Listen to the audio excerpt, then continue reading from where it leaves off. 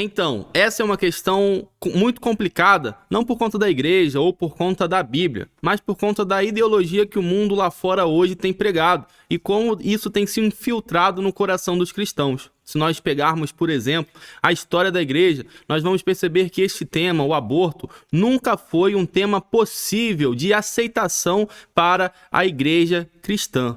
Se nós olharmos para a Bíblia, por exemplo, nós vamos perceber que a Bíblia é muito clara. Temos um texto ou outro que pessoas que defendem o aborto pegam, isolam, tiram completamente o contexto e não analisam para então dizer que esse texto diz algo a favor do aborto. Se pegarmos, por exemplo, o texto de Êxodo, capítulo 21, os versículos 22 e 23, o texto diz assim: se homens brigarem e ferirem mulher grávida e forem causa de que aborte, porém sem maior dano, aquele que feriu será obrigado a indenizar segundo o que lhe exigir o marido da mulher, e pagará como os juízes lhe determinarem. Mas, se houver dano grave, então darás vida por vida. O grande problema desse texto é que na tradução para o português, o texto foi traduzido com a palavra aborte. Já quando olhamos para o original, a palavra aqui é, na verdade, melhor traduzida para nascer prematuramente.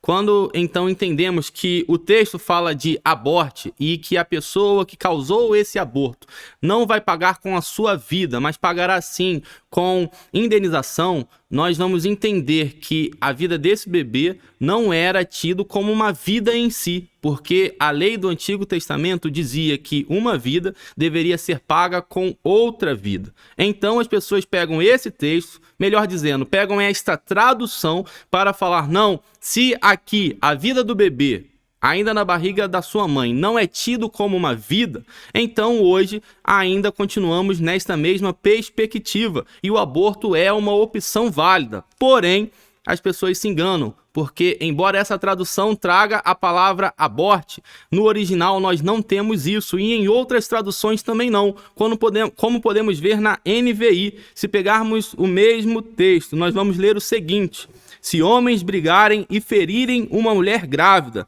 e ela der à luz prematuramente, não havendo, porém, nenhum dano sério, o ofensor pagará a indenização que o marido daquela mulher exigir, conforme a determinação dos juízes.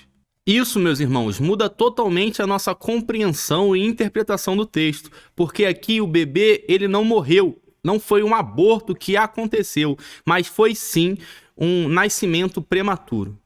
A grande pergunta que fica para nós então é: qual é a perspectiva da Bíblia em relação à criança que está dentro do ventre de sua mãe? Para termos uma resposta certeira a respeito deste assunto, nós temos que abrir lá nos Evangelhos, no Evangelho segundo nos escreve Lucas, no capítulo 4, nos versículos 41 e 42. O texto diz o seguinte: ouvindo esta a saudação de Maria, a criança lhe estremeceu no ventre. Então Isabel ficou possuída do Espírito Santo e exclamou em alta voz: bendita és tu entre as mulheres, e bendito o fruto do teu ventre. Aqui sim nós temos uma resposta para esta pergunta, porque o que acontece no texto que nós lemos é que Maria vai visitar Isabel, e quando elas se encontram, Isabel adora o Senhor Jesus Cristo, enquanto Jesus ainda está no ventre materno. Portanto, se Jesus é adorado ainda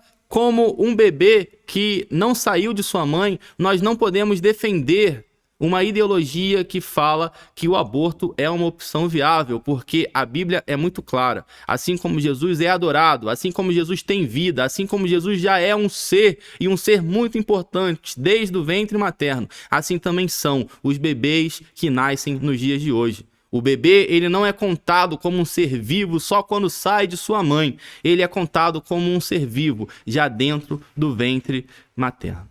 Portanto, mesmo que o mundo diga que nós não podemos dar a nossa opinião, mesmo as feministas dizendo que este não é o nosso lugar de fala, nós temos que falar. Nós precisamos sim colocar e deixar clara a nossa opinião, porque todos nós já fomos bebês no ventre materno e nós nascemos para a glória de Deus. Então, assim como Jesus Cristo no ventre materno foi adorado e que no ventre materno ele já era uma vida importante, assim também acontece com todos os bebês nos dias de hoje.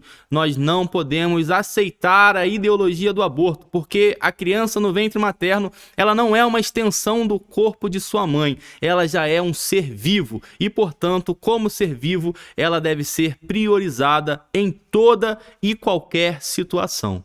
Que Deus nos abençoe, meu irmão e minha irmã, que possamos cada vez mais, frente às ideologias deste mundo, buscar na Escritura Sagrada qual é a resposta que Deus quer que tenhamos frente a todas essas situações.